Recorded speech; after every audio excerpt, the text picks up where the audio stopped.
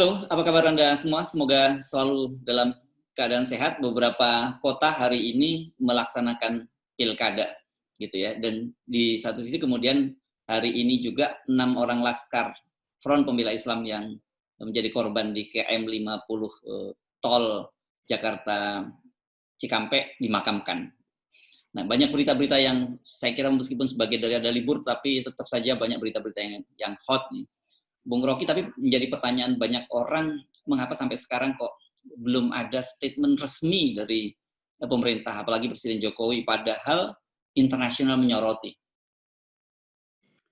Justru karena misteri, maka kita duga bahwa betul-betul kejadian di Jalan Tol Cikampek itu melibatkan berbagai macam variabel, dan lepas dari semua variabel itu, entah itu political assuming ada di situ, soal persaingan antara tokoh ada di situ, segala macam.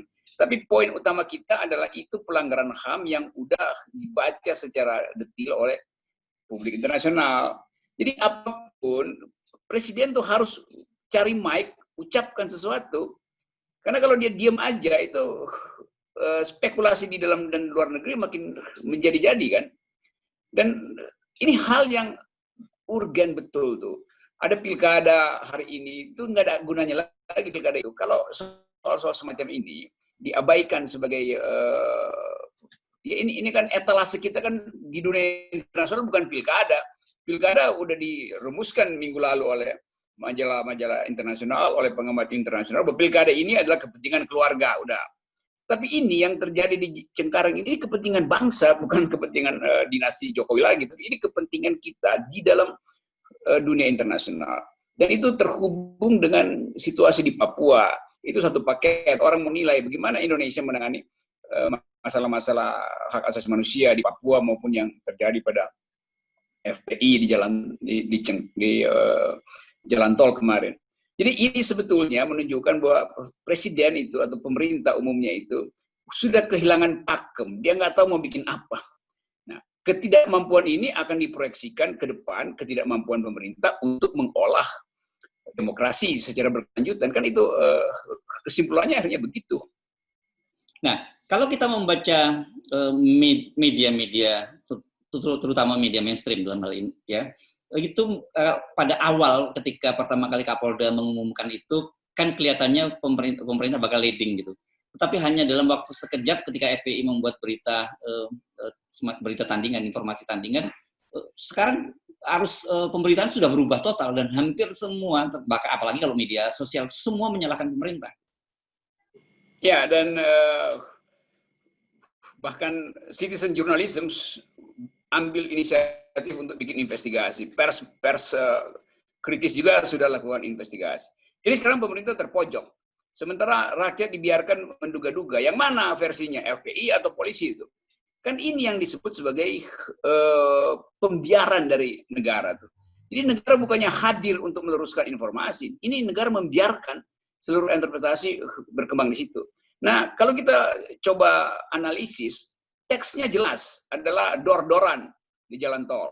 Dan dor-doran itu ternyata baru bisa diketahui beberapa jam setelah terjadi dor-doran. Seolah-olah di situ hutan belantara, padahal itu jalan umum yang harusnya semua orang tahu tuh. Jadi pertanyaan pertama, dor-dorannya di mana itu? Soal itu.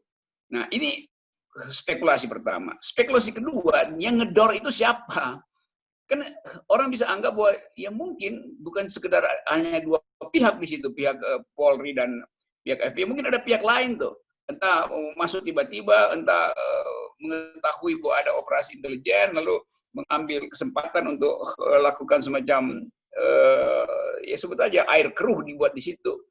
Dan itu kalkulasi politik kemana-mana. Tapi intinya adalah teksnya jelas, perdoran, konteksnya yang nggak jelas. Kan tugas pemerintah menunjukkan konteksnya tuh supaya ada rasa aman. Nah, sekarang kita bisa nggak aman nih setiap kali keluar kota, nggak tahu dibuntuti resmi atau dibuntuti oleh preman, nggak jelas lagi kan. Jadi itu yang mestinya ada clearness, ada clarity dari kekuasaan. Tapi kelihatannya Presiden Jokowi dan staf strategisnya itu lagi ke dokter gigi semua, tuh tutup mulut karena nggak bisa ngomong apa soal apa itu.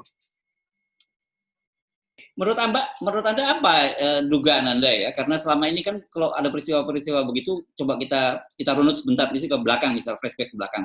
Ketika peristiwa di Cengkareng, ketika Habib Rizik tiba kan, terus kemudian dilanjutkan dengan acara Maulid dan pernikahan putrinya, kan clear direction dari Presiden Jokowi. Dia memerintahkan petugas polisi dan Panglima Tegas, kemudian memerintahkan sampai kemudian Menteri Dalam Negeri membuat instruksi Menteri Dalam Negeri dan sebagainya. Nah sekarang ini kan jauh lebih serius, mengapa kemudian diam? Apa yang Anda duga?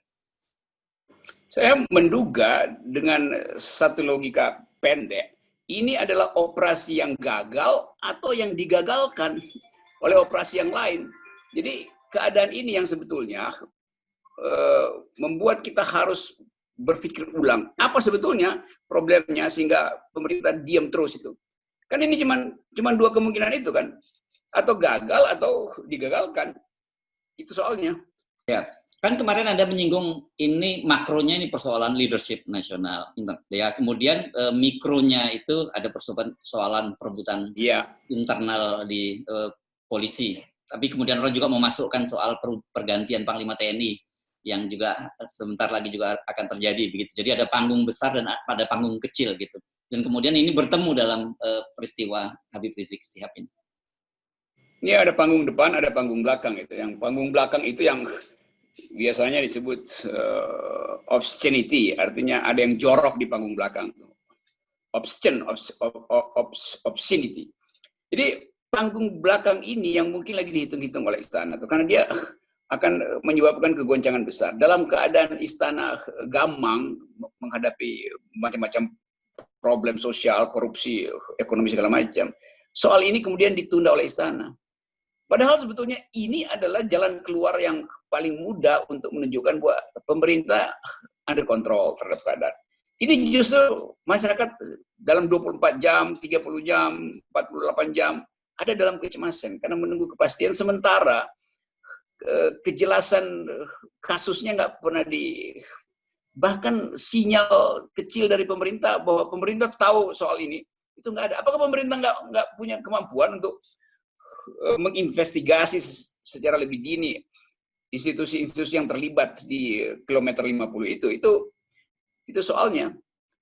Kita nggak berhadapan dengan si manis jembatan Ancol yang nggak ada fisiknya kan. Ini betul-betul misteri yang ada kejelasan karena saksi korban ada yang masih hidup dan beri kesaksian, dan seluruh WA grup negeri ini dipenuhi dengan berita-berita itu, dengan kesaksian-kesaksian versi korban yang orang anggap bahwa ya, ternyata kemampuan kita untuk bersaksi itu betul-betul diunggulkan oleh teknologi, sehingga tidak mungkin lagi pemerintah diam lalu cari-cari cara untuk menemukan narasi yang tepat dalam upaya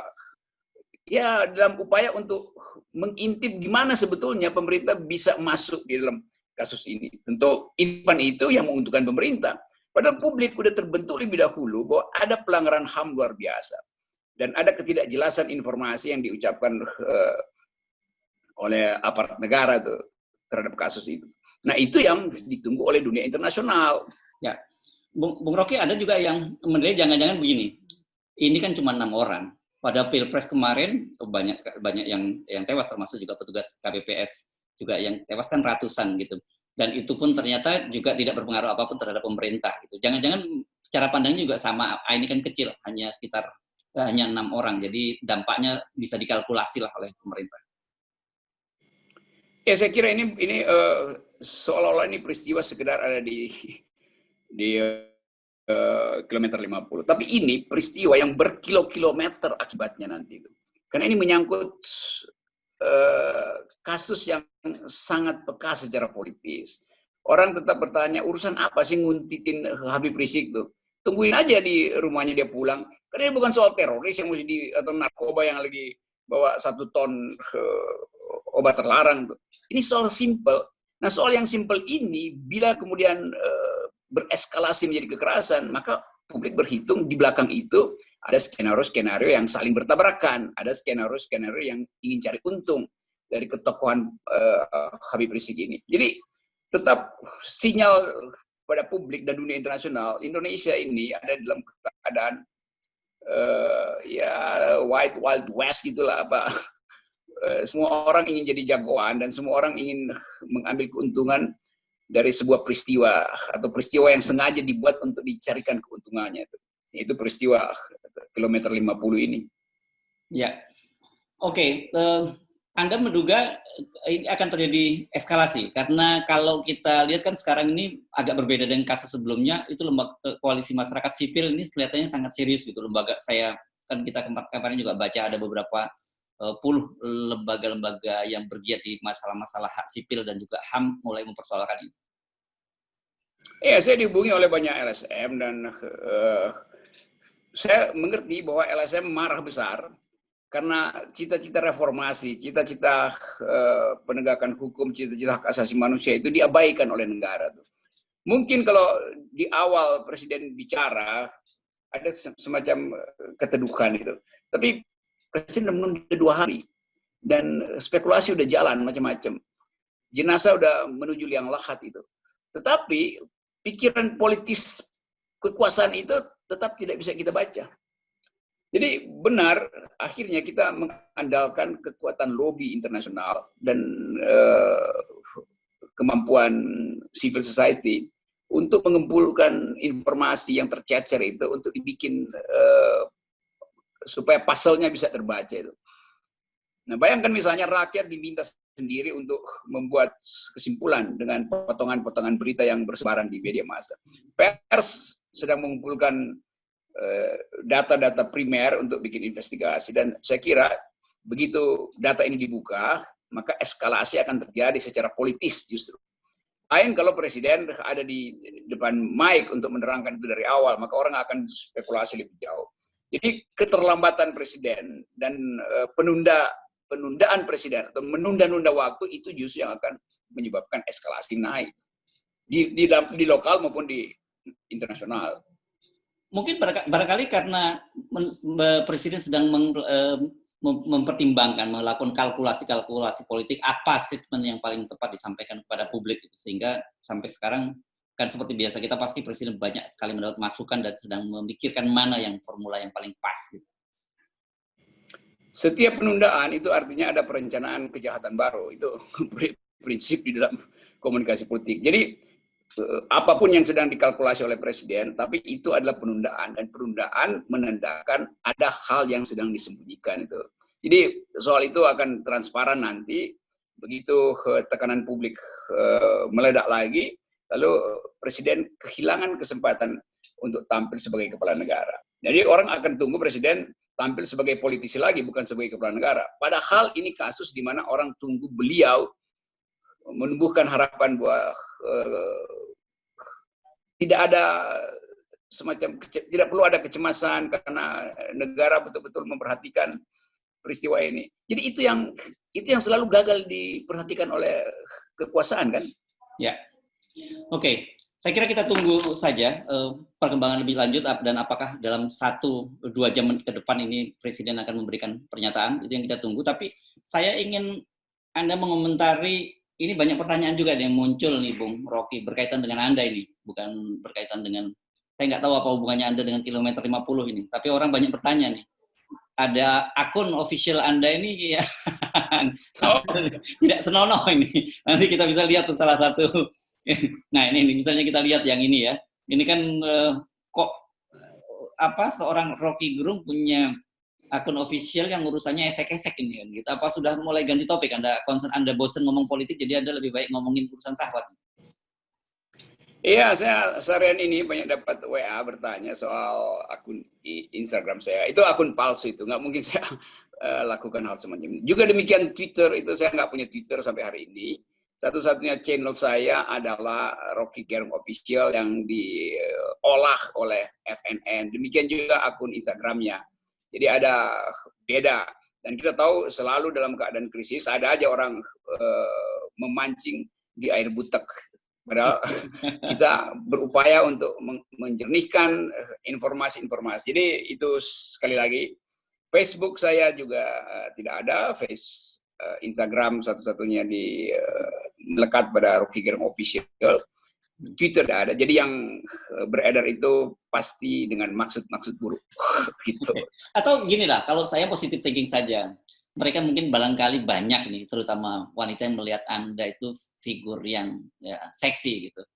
Jadi cocok kalau untuk promosi-promosi produk yang berkaitan dengan itu. Gitu. Oke, ambil bagian itu aja, bagian seksinya, jangan bagian jahatnya. Oke. Yes, I care so.